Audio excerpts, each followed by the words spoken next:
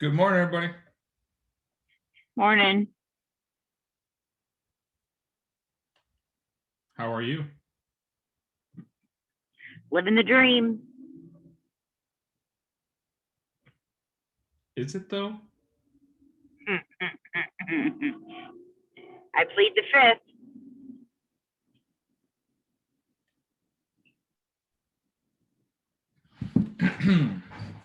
Okay. I figured I would turn my camera off because everyone else has theirs off, so we could just have a blacked out camera day.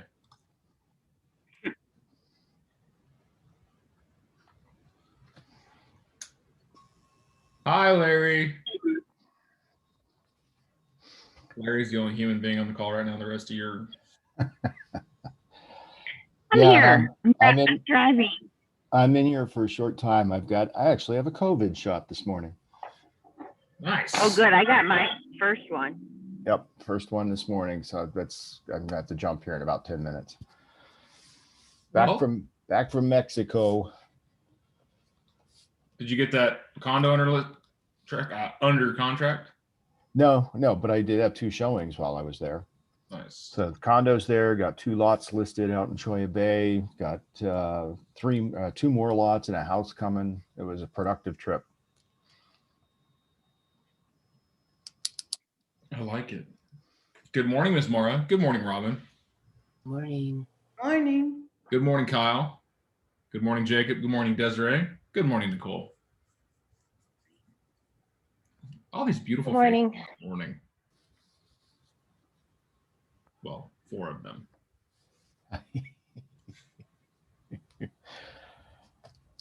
It's all right. It's how you show up here. It's how you show up in real estate. If you're going to hide on these calls, you're going to hide in your career.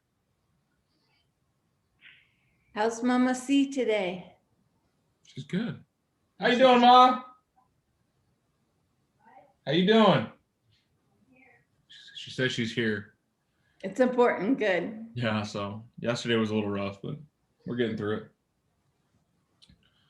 I got to leave her at some point today for a little bit. Dream big, be unrealistic. I thought of you, Dan. Are those your socks? No, this was a scarf in a store. I did Let's not say buy that'd be it, awesome but socks I too. had to take a picture of it for you. So. I'm glad that you think unrealistic and be big that you think of me. That's great. That's important.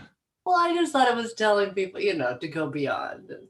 I just thought those cheesy motivational posters we all had in school. You know what I'm talking about, the ones on the wall. If you always do what you've always done, you'll always get what you've always gotten. The difference between ordinary and extraordinary is just that little extra, right? All of these things, I took them to heart.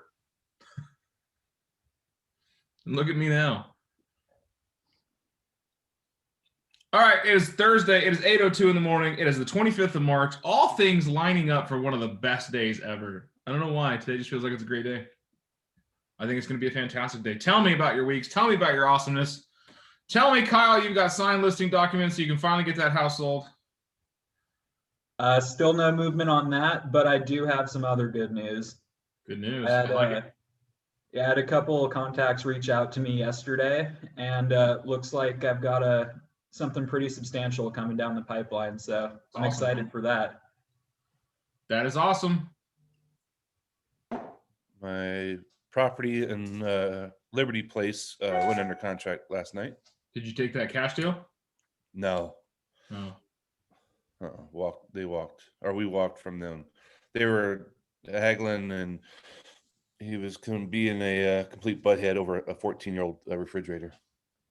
So he hung up on me, and my client's like, no, I don't want to deal with an agent like that. So the agent hung up on you? Yeah. Well, because my clients needed a lease back till June 14th.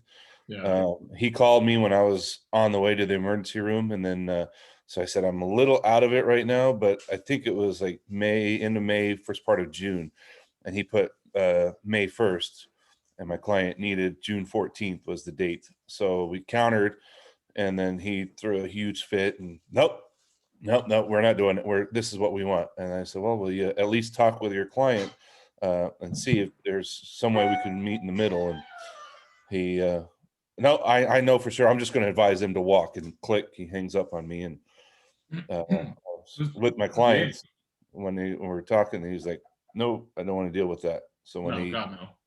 yeah, Who was the agent? Jeffrey Hennick from a really small brokerage. I can't remember the name. Oh, yeah, he sounds familiar to a guy I work with. So Yeah. tried to bully me on the phone. I was like, "Sir, I don't know if you know this or not, but I know what you're trying to do, and it's not going to work." It's silly. Just like they said on the meeting yesterday, that you never know who's sitting next to you when you're talking and trying to be a butthead. I was right there with the clients and they heard it all. So not cool for them. Not at all.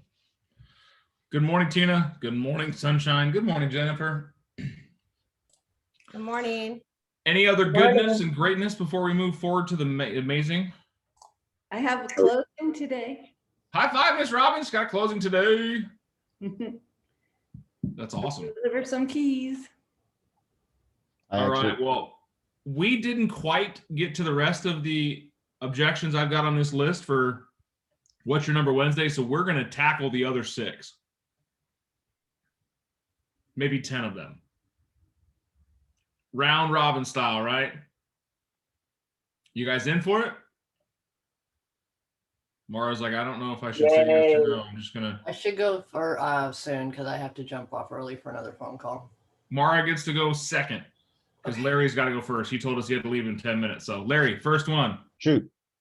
Larry, you're working with a sphere of influence care call. And, hey, Larry, we're thinking about selling our house, but, we really don't like mixing with family and business. Oh boy. So it's a sphere of influence. Okay. Wow. I'm honestly lost on that one. I think we've had that once. I've never run into that one. So I just haven't, don't remember that one whatsoever. I don't even remember the script on that one. It's okay. Mara, do you want to take that one? Well, wasn't it something like, well, one person used this, I think, was something like, well, I can sort of understand your concern, and yet I don't know who else would know your needs better than I would. And, I know everything about you and your family, and I think I would do the best job because, you don't have to get to know somebody new, and whatever you guys want to do, that I'm on board to help you, get the best solution here. Something. Right. Along those lines, it's a great job. Is Larry, I completely understand that you don't want to mix family and business, and I get that. Let me ask you, how's it going to feel when you have to talk to somebody about every intimate detail of this transaction that doesn't know you and doesn't have your best interests in mind? You've known me for 20 years. We go way back. We've gone through more difficult things than this. Who else is going to be better to taking care of the largest financial decision you make than me? I'm hard pressed to think that some stranger or somebody you haven't known nearly as in depth is going to have as much care and candor as I will. So sounds like working with a friend might be something that would benefit you in the long run. Why don't we get this going? Now you see how you can pair it together. Yeah. It's a tough one, but you are going to run into somebody that says, we just don't want to use a friend. We've known you too long, right? We've known you too long. You're too much of a friend. We don't want to mix friendship and business, all types of different things. It's funny that the objections we've never heard before come up randomly and you're like, aha, I've actually handled this now. So in coming across that, you could always ask why is that important? What concerns you about that? And then unroot some other objections. But the simple thing is just pairing back to the relationship. So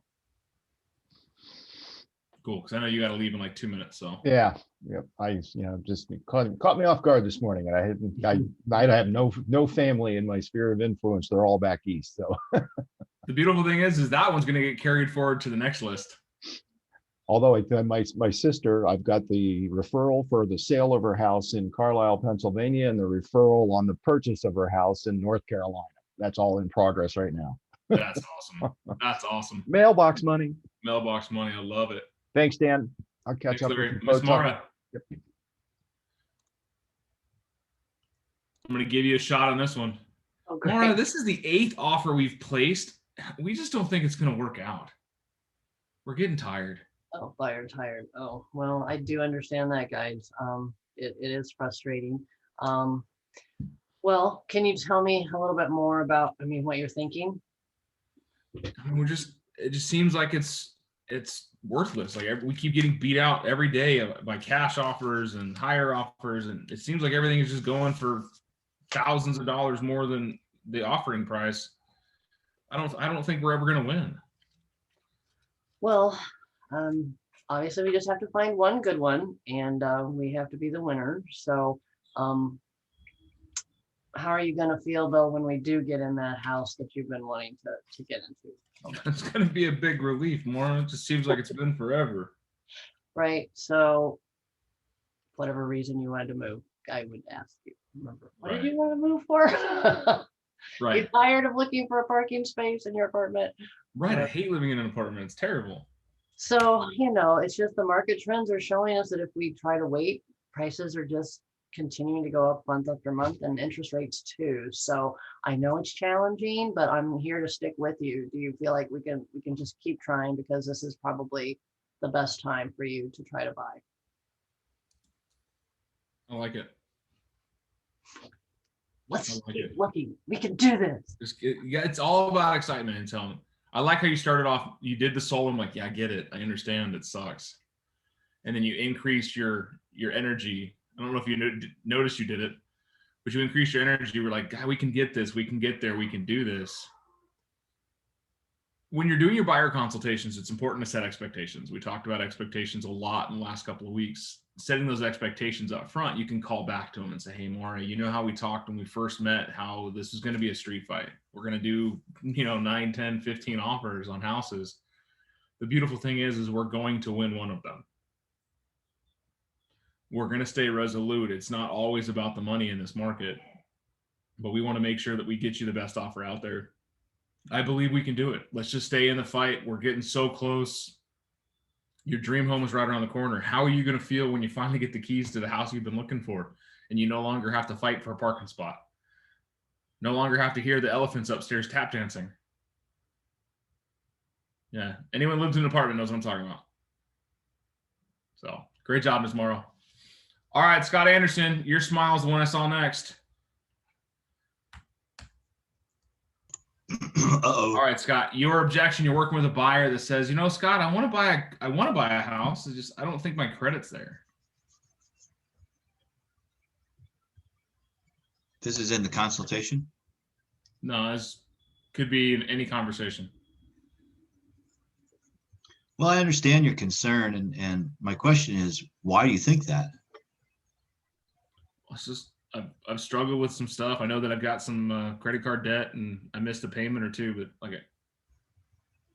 Well, the best thing we can do is to go and talk to a lender and see what they say. I mean, we can get you pre-qualified, and there are a lot of programs out there. If your credit is like you say, we can get that patched up in a relatively quick period of time and get you into a place. I like that. So would you be willing to talk to my lender and just see where you stand? Because not knowing is really the biggest problem. You think that you might have bad credit, but the truth is there are a lot of loan programs out there that are helping people with even 600 credit scores. So let's figure out exactly where you are by talking to a lender and trying to get you pre-qualified. And then we can take the next step. And if there are things you need to repair, then let's get that started. We can't start yesterday, but we can start today. And then, we can get you on the path to fixing what you need to fix or correcting errors. There are a lot of things that might be wrong on your report that we can identify and correct too. So how's that sound? Can I give you his information and you can give him a call? That sounds great. Yeah. Well, and then when we find out where you're at, then we can move forward. Awesome. Break script. What if you went to set up the conversation instead of giving them the phone number and putting the onus on the client? Why not you set up the interaction? Why don't you create a warm handoff? That's a great just change. I love how you went with everything on there so far, Scott, but then change that one thing. Hey, why don't I introduce the two of you? Start the conversation off. You can get all your questions answered with a lending professional, and you may actually be able to buy a home right now. Yeah. Okay, so I haven't done that. What's the experience of you and people on the call to call the lender and hand the phone to them? I've done that. I've also done text messages. A lot of people love text introductions. Okay. And it's just simple. Hey, Steve, meet Robin. Robin's looking to buy a house. Hey, Robin, this is Steve. Steve is my lending professional at Fairway. He's, awesome. Or, hey, Kyle, this is my lender, John. John, this is Kyle. Kyle is just thinking about buying a house, been renting for a couple of years, thinks it's time to get out and own his own home. He's got some concerns about his credit. I know that you're the professional in helping him get fixed. Then you have a warm handoff. Right. So, or the phone call.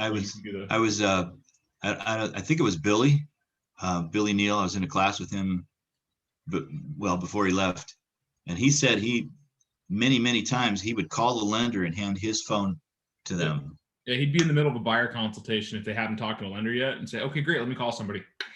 And based on the conversation he had to that point, he would know one of the 3 lenders he worked with who would work best. And they would know, hey, I got a consultation around 9 o'clock, be ready for a phone call. Yeah.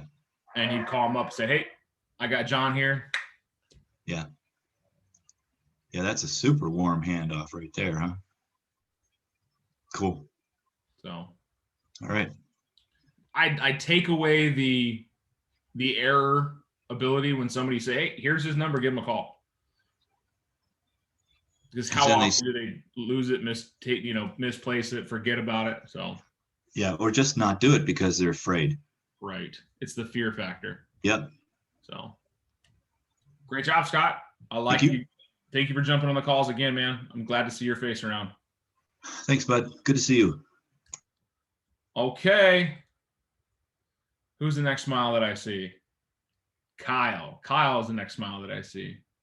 Kyle, you're working with a renter that wants to buy a house. Kyle, my lease doesn't expire for a few months. It just doesn't make sense to start buying houses and start looking now.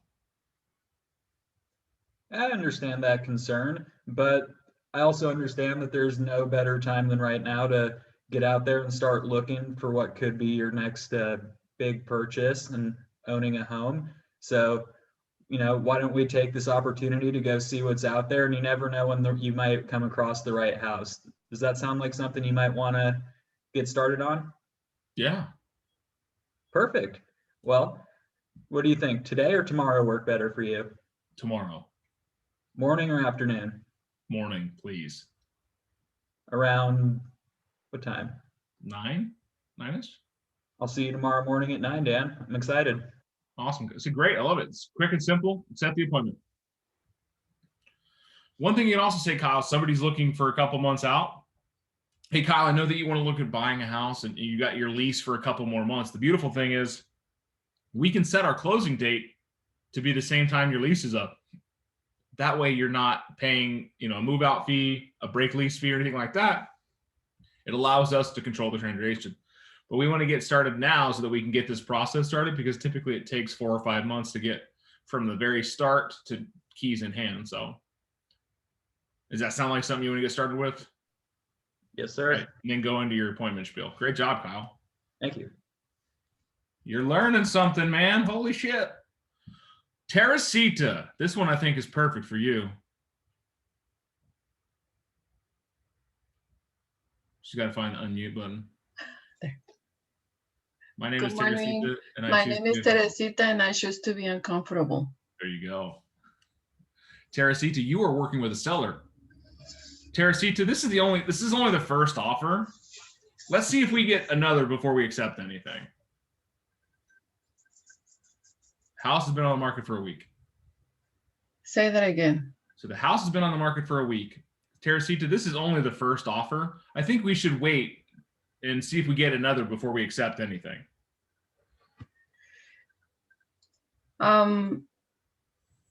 What I see here is it's a good offer, and if you want to wait for a week, I just want to give you a heads up.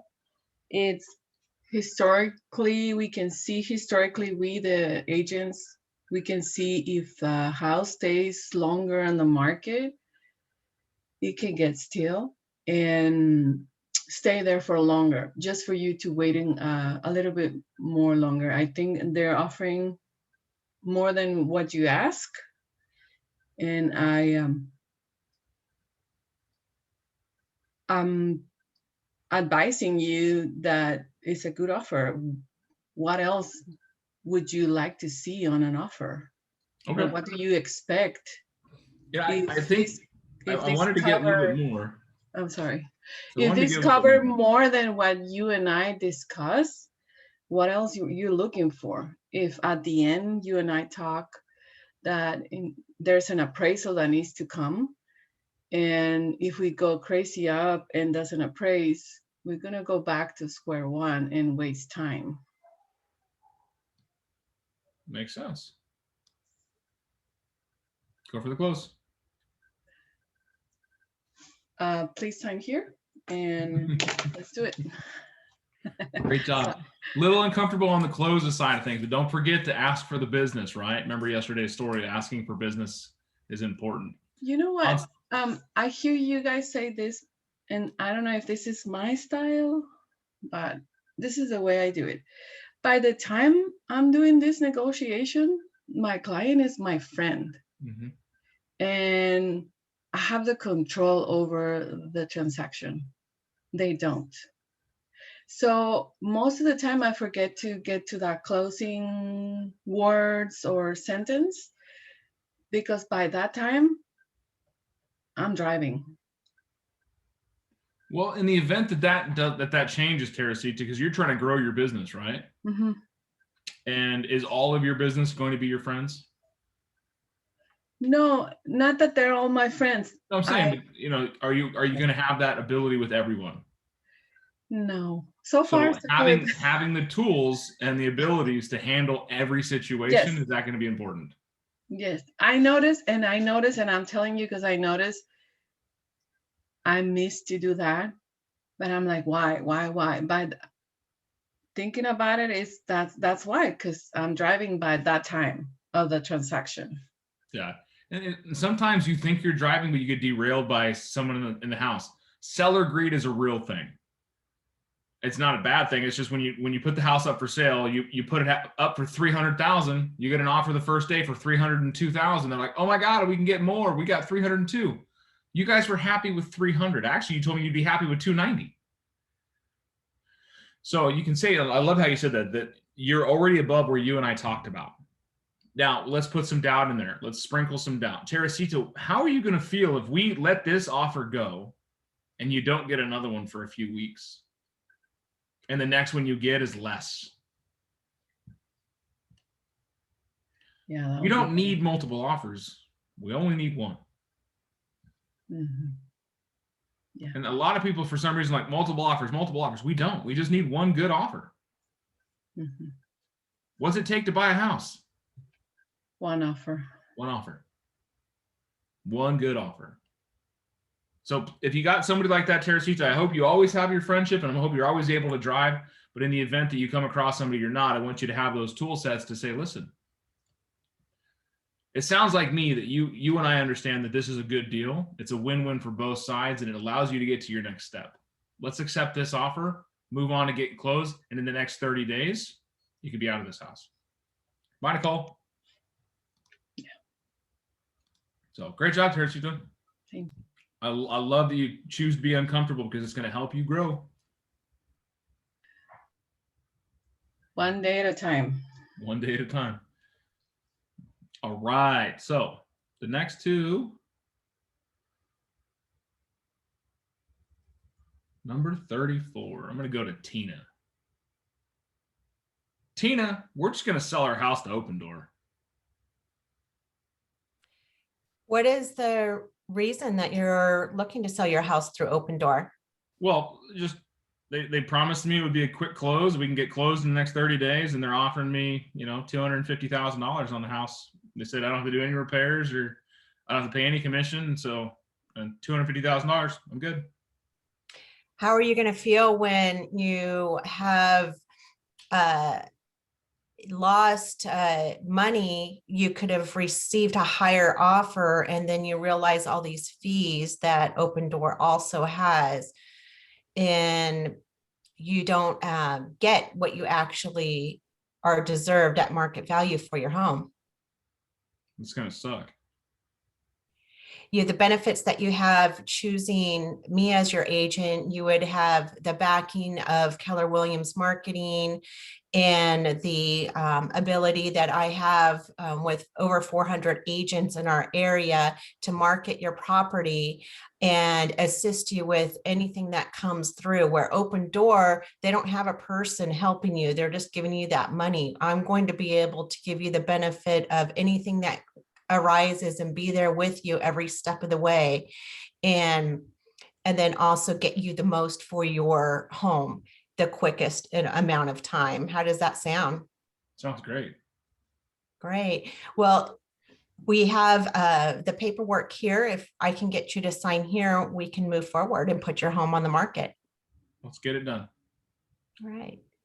Good Thank job. you.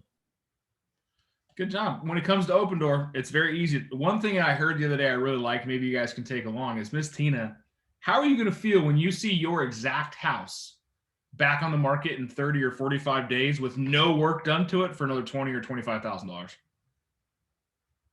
That's good. Right? Like isn't that exactly what's going to happen? Mm-hmm. Open Door makes a promise. Oh, we're going to do all kinds of work and rehab. Every Open Door house I've ever been in looks like the sellers moved out. They broom swept it. They barely cleaned out the fridge, and they took pictures of it. Am I wrong? I'm not. It's just how it is. So you can tell them, how are you going to feel that if you see your house back on the market in the next 45 days for $20,000 or $25,000 more? Well, we want to sell it quick. We can talk about that. Well, we don't want to pay we don't want to pay realtor fees. Okay, great. So you'd rather pay 13% in total fees? And then you can show them the cost breakout of what it actually costs you to use an iBuyer. So I think you did a fantastic job, Ms. Tina. Great. Thank you. Did you feel comfortable doing it? This, guys, I want to also mention, they say that they're offering people market value, and just because they said that, people will believe them. because what it is, it's called third-party validation. And tell folks that they may be telling you it's market value, but it's not. They're offering you 20 to 30,000 less than what the market is showing us. I've shown you the comps, obviously explain comps, but I think it's just really good to explain that they can say, they're slick salesmen. They can say they're offering you market value, and they'll say it 10 times apparently to the sellers, but that doesn't mean that's what they're getting. No, it's their market value. It's their market value. Market value as I see it, kind of thing. And the third-party validation is because they represent a big company, people don't feel like it's as like an agent, like they're in it for just the agent. The big company, for some reason, has this air of gloom about it. But being able to showcase what's going to happen and what is Open Door, what is the iBuyer, it's an investment pool of people that are going to go out there and buy your house and resell it for profit. How can they sell the house at market value and make profit when they're paying you market value? Something doesn't add up. Every Open Door house I've ever been in, looked in and checked out, the situation was because the sellers didn't want to deal with putting it on the market. They just wanted to sell it quickly. But it's important to get into those conversations as fast as you can, because once the sign's in the yard, it's a little too late. And Zillow offers same thing, and they will keep bugging your client. So even though I've got my people listed and under contract, they kept coming back to them and saying, hey, if something doesn't work out, which shouldn't that not be okay, especially for Zillow if they're now. It is actually, that's a violation. You could report them. So he's like, Zillow's going to send you something, okay? Because they're telling us, if the Spencer still doesn't work out, they can still buy our house. And I'm like, okay. I would send whoever you've got a contact for them, I'd send them a cease and desist email and say, listen, you're still approaching my client and they're under contract. All communication needs to go through me. So I just want to warn folks that just Yeah, don't and feel the comfortable. failure to do so will contemplate an ADRE violation, and I will report you. So that's no different than me going out to you, Mara, and saying, "Hey, if Mara can't sell your house, I can do it." Right. Right. No. No, thank you. Zillow, if they didn't have their broker's license, can do that as a buyer, but because Zillow's got a broker's license, they have to be upheld to the ADRE guides of ethics. So, well, guys, I think we had a hell of a day, don't you? We learned some stuff. We got some competencies built. I love how Teresita starts off her day with "My name is Teresita and I choose to be uncomfortable," because that's how we grow. I have another one. Let's do it. We are what we think. Think 100%. wise. Perception is reality. You ever heard that? It's how you view the world. And the way you view the world is through your thoughts in your mind. So the filter that we put out is what we see the world, including ourselves. So I've proved myself these days with what you create, and it's crazy and amazing. Kyle, this is Teresita. You met her. She lives in that neighborhood across the street. If you're not getting anywhere with those clients, you might need to get her involved, because she can speak Spanish with them, and see if we can't push along, get her to sign the contract. Okay, definitely. It's a great idea. Yo te ayudo. Teresita, would you share your phone number to Kyle? Sure. So I think she's putting it in the chat right now.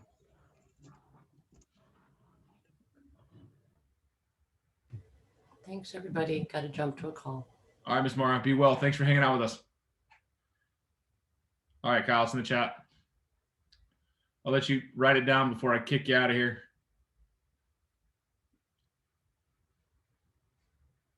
Tina, what is that picture behind you? Is that a dog rainbow thing? Yeah, it's just a dog. I found it at Home Goods, and my dog's a multi-poo, and that's a colorful one, so I just liked it. That's awesome. That's awesome. All right, Kyle, you got it written down? Yep. All right, my friends, enjoy your Thursdays. Go out there, change somebody's life. We'll see you tomorrow. Bye.